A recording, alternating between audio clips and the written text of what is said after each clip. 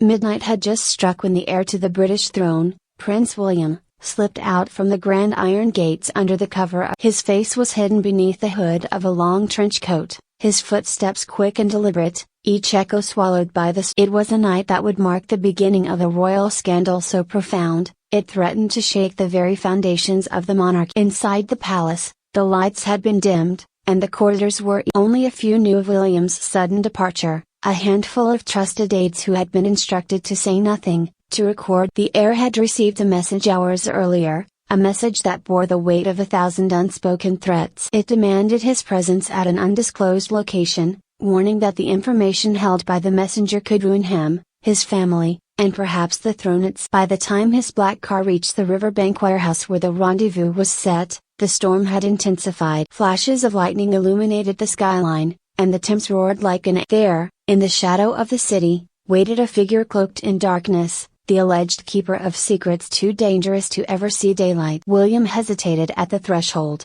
A future king was not supposed to make deals in the dead of night, nor to negotiate with those who thrived. But this was no ordinary situation. The contents of the dossier threatened to expose a chain of communications, encrypted messages, private exchanges, that could be twisted into a tale. It painted him not as the dutiful heir, but as a man willing to sacrifice royal dignity for personal gain. Inside, the air was damp and smelled of oil and old wood. The figure stepped forward, dropping a thick envelope on the table between. "You know what this is," the voice said, cold, measured, almost triumphant.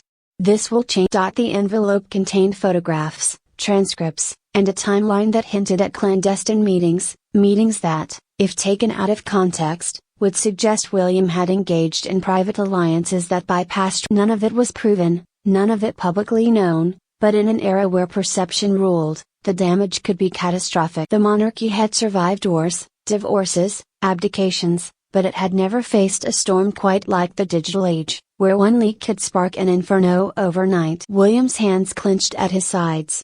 "What do you want?" he asked. The demand was simple yet devastating: influence.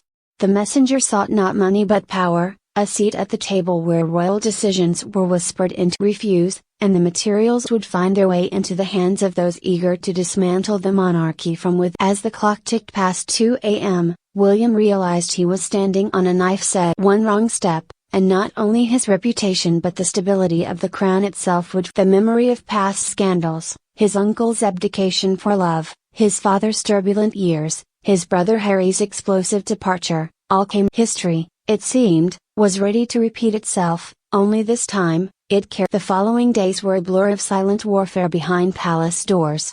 Advisors scrambled to trace the source of the threat while maintaining a facade of royal. Kate, usually the pillar of composure, was said to have spent nights awake, watching her husband pace their private quarters in near sight. The Queen, frail yet fiercely aware, summoned her heir in waiting with a rare command, end this before. But ending it was no simple task. The blackmailer was not alone.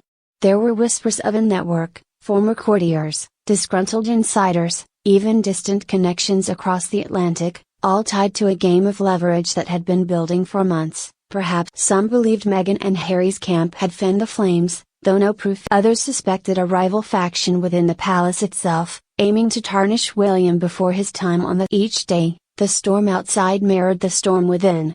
Newspapers picked up on unexplained tensions, anonymous sources hinted at a midnight crisis, and the monarchy's press office scrambled to bury the scent of smoke before the fire erupted. Yet, like all secrets too heavy to remain buried, the story began to leak. A coded message appeared in a foreign tabloid, the heir met in the rain. Days later, a photograph surfaced, blurry, distant, but unmistakable, a tall figure leaving a riverside warehouse, his profile eerily. The palace denied everything, but denial only fed curiosity.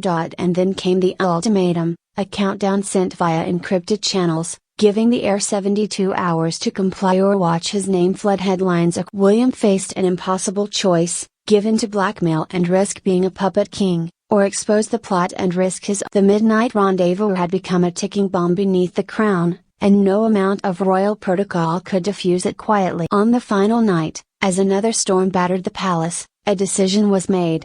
At 3 in the morning, a covert team moved to intercept the network, seizing documents and freezing The blackmailer vanished. Some said they fled abroad, Others whispered they were silenced by forces more powerful than they imagined. But the damage lingered. When dawn broke, William stood by the window, watching the rain ease over the gardens of Kensington. The monarchy had survived another night, but at a cost no one could fully. Trust had been broken within the palace walls, alliances redrawn, and the heir himself had crossed a line he could never. For the public, the story would remain a shadow, hints of scandal, whispers of betrayal, but for those behind the velvet curtains, the truth was far darker. The night of the heir would be remembered not just as a rendezvous, but as the moment the future king learned the price of power.